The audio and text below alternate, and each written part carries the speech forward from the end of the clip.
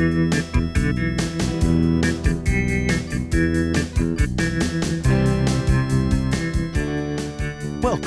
to the New Zonderlings podcast, where we explore the weird and bizarre. Here are your hosts, Noah and Jeanette. Hello and welcome to the New Zonderlings podcast. My name is Noah and I'm joined by my co-host Jeanette. Hello there. Today, I want to talk about ghosts. Yay, ghosts. Yay, ghosts. Yay, ghosts. Reminds me of Yay, Toast. Yay, toast.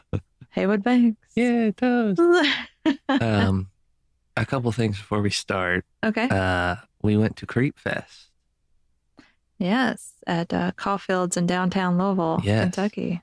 If anyone's local, it was awesome. Who was it we met that we said we'd give a shout out to? Well, there was a gentleman that has a gaming place called Bloat Games. Bloat Games. It's like Dungeons and Dragons, but horror themed. It was very cool. There was a couple of vendors there. They had a bunch of booths set up, and there was a couple of vendors there that were ghost hunters that we talked to. Yes. We are hoping to collaborate with them at some point. At one point. And that's the other thing I wanted to talk about. A while ago, I said that we were supposed to go on a ghost hunt with one of my friends. Yeah. The problem is we're having trouble securing a third microphone to interview said person. Are we? Yes. So this is the part Noah handles, so I don't. yeah. So we can't really do guest interactions yet. We might figure something out. If anyone has any ideas, let us know. Send us a message on our website. But anyways, back to the That's story. newzonderlings.com. Yeah, that's right. Sorry, I always forget to plug our name. Yeah, he always tells you to do it, but he doesn't Go tell to you our how. website. Where to go. All right. Ghosts are something I've always been interested in because it really falls in the realm of the unknown, right? We don't know if they're real or not for sure. And it's kind of like UFOs. The pictures have always been fuzzy and you've got to like really lean into it. Right. And it's easily disproved. So, we'll be interested to hear from everyone out there whether or not they believe in ghosts. You can leave a comment for that. That would be awesome. Yeah. But this article I found was from the Sarasota Herald Tribune, dated December 1st, 1977. So an older article. Quite an older article. Yeah. But, ghost stories have been around for a very long time. Very long time. This one just caught my attention because of the spelling of Britons, but that's fine. It's just an odd spelling. Britons take their ghost stories seriously. This is what it's called. So I was like, okay, 1977. I'm going to see what the 70s have to contribute to the ghost stories. Yeah. So London, England, which tends to believe in them, has just published a Who's Who's of Ghosts. So I did look this up. The Who's Who's of Ghosts is an actual book that was published in 1977. Oh. It's hard to get your hands on a copy. I did find one singular copy on Amazon UK. We've talked about that before. It was really hard to find because, normally stuff in the UK doesn't US. show up. Right. For our Amazon, but there is one available. If anybody's interested, you better hurry up and buy it. But I didn't get it, but I assume you are able to buy it through Amazon. So it continues. It lists alphabetically about 500 of the more widely reported apparitions from an estimated total ghost population of 25,000 in England. Oh. So I'm also curious about how they came up with this number. Yeah. I guess from the Who's Who's book, but that's a lot. That is quite a few. They range in age from a Bronze Age man to a jail matron who died in 1970. And in the prominence from Henry VIII to a nameless man in a bowler hat who haunts number 1 runway at Heathrow Airport. Wow. So quite That's a quite lot. a span. Quite the span of time, quite the span of royalty. I was curious about the Bronze Age man because, you don't hear too many ghost stories about really old ghosts. Like, you ever seen a caveman ghost? Yeah, you hear a lot of like Victorian age stuff or, just Little House on the Prairie dress to ghosts. But you don't really hear too much about cavemen. The man in a saber cat. I did researched Down. this one. So I found the story on the Bronze Age man. So we'll get to that in a minute, but I wanted to finish this. Jack Hallman, the author of The Ghost Who, calls Britain the most haunted island in the world. He figures that at least 25,000 supernatural occurrences of some type have been reported in England and Wales alone, not counting the thousands of Celtic ghosts in Scotland and Ireland. I'm from Scotland. Well, my family is. I'm not, but I'm an American. One of the more surprising observations was that ghosts have become good for the real estate business. Before World War II, he said a house that was known to be haunted was almost impossible to sell. Now, having ghosts adds to the value. He recently saw an advertisement in an inn for sale complete with ghosts. An Oxford real estate agent not long ago advertised a cottage that boasted a periodic specter of galloping horsemen. Oh, wow. Seems to be a recurring theme in England. A Thai manufacturing firm recently bought a haunted manor house for its chief executive. The ghost is that of 16th century heretic burned at the stake. Well, so that brings up a good point, or a good question, at least something we wanted to talk to my friend about in the ghost hunting world. Ghost animals. You have friends? That's rude. Besides me? I have you. Yeah, exactly. There's a galloping horse at this cottage. So do ghost animals exist? This when I finish this article, they do bring up animals. Okay. And it was curious. You brought it up ahead of time, but I was going to elaborate on that. You don't hear too many stories about animals. No, you really don't. So, it begs the question, does everything living have a ghost? Are there ghost weeds? Are there ghost trees? Yeah, that's a good point. It is living, so it had energy of some point or some kind. And, there's a theory that ghosts are just leftover energy marks. Right. On this plane of existence. But anyway, okay. Oddly enough, the next paragraph is just what I just said. So, okay. He said one theory, which he tends to support, is that a ghost is an energy imprint left in the atmosphere during a violent emotional activity, such as fear or even great happiness. A person of sufficient perception or an extrasensory perception can tune in to those imprints, those flashbacks to the past, he said. Another theory, he said, is that a person cut off in the prime of his life, by murder, for example, discharges a large amount of energy into the atmosphere, and that energy can be seen periodically for many years. So the Bronze Age man must have really died violently for that theory to be possible. Bronze Age man. Okay, by that theory, there are no real, not in the context that we think they're malicious, as in they're trying to hurt you or something like that.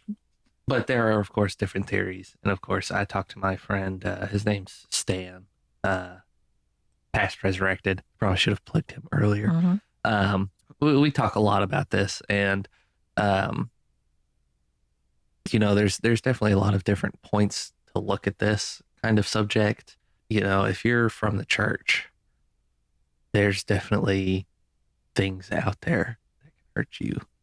Like, have you seen the movie? Are you gonna say The Exorcist? Not The Exorcist.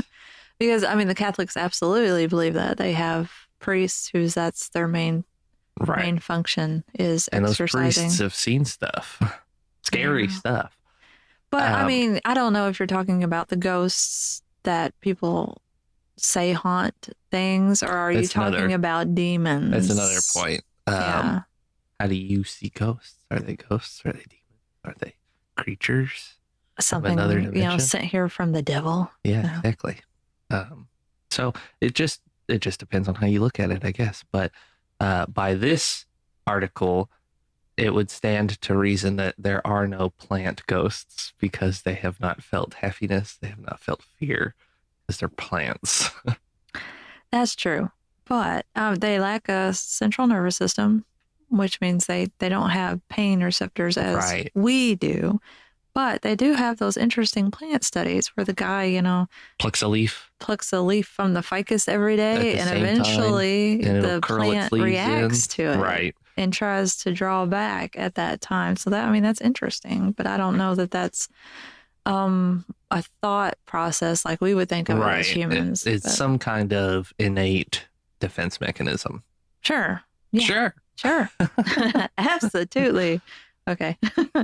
Ghosts of animals frequently are reported in this century. A few months ago, a London magazine told of a Mrs. Margaret Mason who was being haunted by the ghost of a cat. It jumped onto her bed every morning after her husband left for work. Well, that's kind of sad. I personally, I'm gonna get heavy here for a second. Oh gosh. I recently lost my cat of 21 years. He's very old. He was very old. He almost made it to 22. He was only 3 weeks shy of his 22nd birthday. He was almost as old as I am. Yeah. A very old cat. Yeah. I've had him for a long time. I dare say longer. He's been the longest relationship I have ever had. So that's sad on a couple different planes there. But I do miss him. And I hope there's ghost cats because I would love to be visited by my cat. Oh, I'm sure. Who wouldn't? But anyway. But, how did he pass? Was it, did you murder him? No. So by the theory of this article. Did. What? Well, okay, but he didn't murder him like violently. No, it was very peaceful. Exactly. So by the theory of this article, he's gone. Well, that's only if you agree with this author's take. True. That's very true. I don't know. London, because of its size, has more ghosts than any other city in Britain. They haunt everything from the Tower of London to the Spaniards Pub, where an 18th century highwayman named Dick Turbin is periodically seen galloping in from Hampstead Heath to stop for supper. Some of the best pubs have ghosts. The British Broadcasting Corporation building has 3. Wow, allegedly. The BBC has 3 ghosts, huh? A few of the tower's victims, such as Anne Boleyn, are observed there from time to time, but most seem to prefer other haunts. Sir Walter Raleigh, who lost his head in the tower, disdains the place. He haunts a house at Beddington where he sometimes walked with Queen Elizabeth. He died of blood poisoning in 1603 at 69 years old. I just wanted to put that in there. That wasn't part of the article, but I looked that up on my own because, What is blood poisoning? That's what he was reported to have died from, but I'm sorry, not Walter Raleigh. I should clarify. Queen Elizabeth died from blood poisoning in 1603. Oh. She died of blood poisoning in 1603 at 69 years old, just to clarify. Queen Elizabeth. But blood poisoning would be probably from her makeup. Right. They have done many documentaries about that. About the poisons that were in women's makeup back then that gave you poison.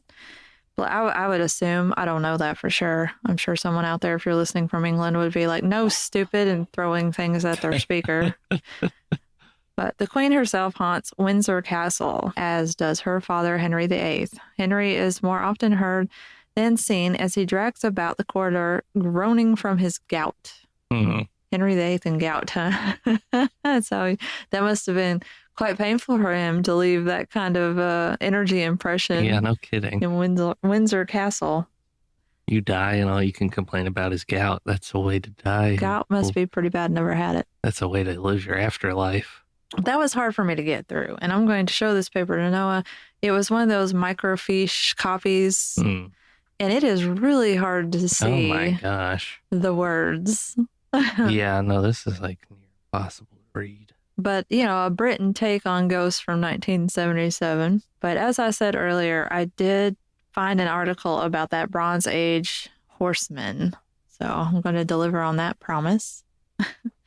This article I actually found was written in 2018. Oh, so recently. So way more recent than 1977, but this is a famous haunting. So you can probably find reports of it many different years. Right. But this was from HARN, and HARN is Histories of Archaeologically Researched Network. Okay. So, Never HARN. heard of it. By the HARN Group, yeah. So a ghost of archaeology's past. And this was October 31st, 2018. So they obviously put out this article for Halloween. Oh, okay. So the author in this is kind of sarcastic at points. So if you hear that come through, this is not my opinion. This is his. But he obviously views this as a silly Halloween thing. Okay. But it is the most recent article I could find on this Bronze Age horseman. So. Okay. The writer's tale begins with a gentleman called James Wentworth Day.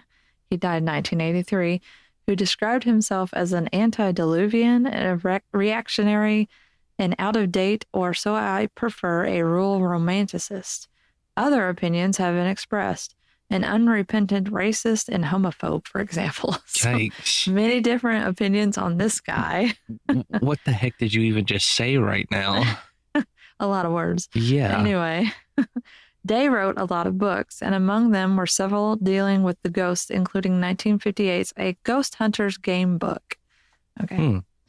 So the point of all this is where the author got his information on. Oh, okay. The Bronze Man, the Bronze Age man, not the Bronze Man. He's not made of bronze. It's a completely different thing. In it, ghosts, he tells us, are part of the weft and warp of tapestry of English life. He's using some interesting vocabulary. Yeah. Yes, English life. If it's, say, Scottish ghosts you are after, you need to look elsewhere. But so many modern horrors were causing this tapestry to fade and fall apart. So, in amongst chapters with civilized titles like The Garroter of St. James and The Old Lady Embalmed in Tar is one called The Bronze Age Horseman. The first time that this spook made its way into print. While compiling the book, Day had been puzzled by a piece of missing warp or weft. I have never met a man or woman who had any true tale to tell of a ghost of ancient Britain. Why were there no stories of prehistoric phantoms? So here we go. I mean, that was the question I had. The whole reason I looked up this particular article was because you don't ever hear any ghosts, especially Bronze Age. Right. So that immediately caught my attention. And that's where the Day guy who wrote this book also was intrigued. But Day wrote a letter to Salisbury Journal about this problem and got a response from Dr. R.C.C. Clay of Fovant, a village about 10 miles west of Salisbury. I hope I'm saying that right. As witnesses go, Dr. Richard Callanier Cobb Clays, so that's the RCC.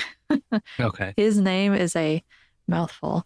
Credentials were impeccable. Not only was he an extremely busy professional man with a practice which covers a wide tract of that county of Chalks Down and Glimmering Plains, but he is a fellow of society and antiquities. So there. That's what the author says.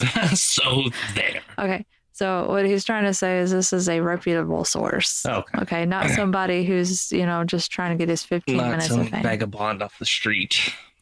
Clay recounted something that had happened to him one evening around 3 decades earlier. So, okay. So we got a 30-year span of memory here. So keep that in mind also. At the time, alongside his regular medical rounds, he was overseeing the excavation of a Bronze Age cremation cemetery at Folkestone, just outside Bournemouth, the site being a little over 30 miles from his Fovant home. Clay told Day that this happened in 1924, but his memory was a little faulty here. Yeah, no kidding. After 30 years. 30 years. I'm not even that old yet. I don't remember stuff. Oh, yeah? Yeah. You're not 30 yet. The Folkestone excavation didn't begin until the autumn of 1926. So, obviously, some kind of memory issues here. Right. Whatever, according to Clay, each day he would drive down to Folkestone in the afternoon and head back home at dusk. One evening, as I was motoring home along the straight road, which cuts the open downland between Cranbourne and Sixpenny Handley, I had reached the spot between a small clump of beeches on east and the pine wood on the west, where the road dips before rising to cross the Roman road from Badbury Rings to Old Sarum. I saw away to my right a horseman traveling on the downland slide towards Sixpenny Hadley. This is to say, he was going in the same direction as I was going. Suddenly, he turned his horse's head and galloped as if to reach the road ahead of me and cut me off. Clay tried to draw a level with the rider to get a better look at him, but he turned his horse back onto the original course and galloped along parallel to me about 50 yards from the road. The rider was bare-legged and wore a long, loose cloak, and seemed to be threatening me with some implement, which he waved with his right hand above his head. Convinced he was looking at a prehistoric man, I did my best to identify the weapon so I could date him. However, before he could do so, after galloping parallel to the car for around 100 yards, the rider and the horse suddenly vanished. Oh, what do you think so far? Pretty uneventful story. To summarize, the guy was just driving home and there was a horse ghost with a man on it. Yeah, and there's a whole lot of information there that I think is useless, but Yeah. okay. I mean, it's in the ghost world, you don't really hear about manifestations like this often. Like, you'd be lucky to see like an orb. orbs are interesting too. And maybe we can talk about those more in a little bit. I'm sure that's a different episode. But it's, a full manifestation of a horse and a guy on a horse with a club or something, some kind of weapon. Yeah. Threatening Thinking him. about some kind of weapon on a horse. The only theory I have is that this ghost has been around for so long that he just knows how to manifest himself. Well, I think you're assuming, or maybe from your viewpoint, that ghosts have some kind of control. Right. Over what they're doing. I guess that's true too. If he has control at all. And the horse. He'd have to have control over the horse too. So. Yeah. I mean, he's controlling it where to go, right? Yeah. So, this just sounds. I just get in my head the Harry Potter headless hunt, where they just randomly run through the window, screaming. Crashes out. Ah! Maybe it's just something that gets repeated every so often because that's the energy imprint that was left, and he just happened to be riding by when that. I don't know. That's a good point. I'd like to believe in that more than my theory. I would want ghosts to have control because someday we will be dead. And if there are really ghosts or you linger here in some manner on this plane, then I would hope that you would have control over. And, it's that psychology of, you fear death because you fear the unknown. And then even further, you fear lacking power over yourself at that point. So it's a big, scary point. I like to think I would be, if I had some kind of control, I would be a jokester. Everyone wants to be a jokester. But there are very few jokester ghosts. Like, give me a story where, somebody draws tic-tac-toe on your steamed bathroom mirror or something, Where's that happening? We should make that movie. The ghost that just wants to, They just want to play. They just want to mess around. Yeah. Well, you say ghosts don't want to play. We went to Waverly Hills a long time ago with your brother. And... Oh, yeah. Shout out to Jeremy. Love you. Hey, Jeremy. There was the story about the boy who you roll a ball into the dark room. He plays with you with the ball. With you. And he throws the ball back. Yeah. Yeah. That's the only story I can think of. Didn't see that, though. No, we didn't see it. I didn't see anything.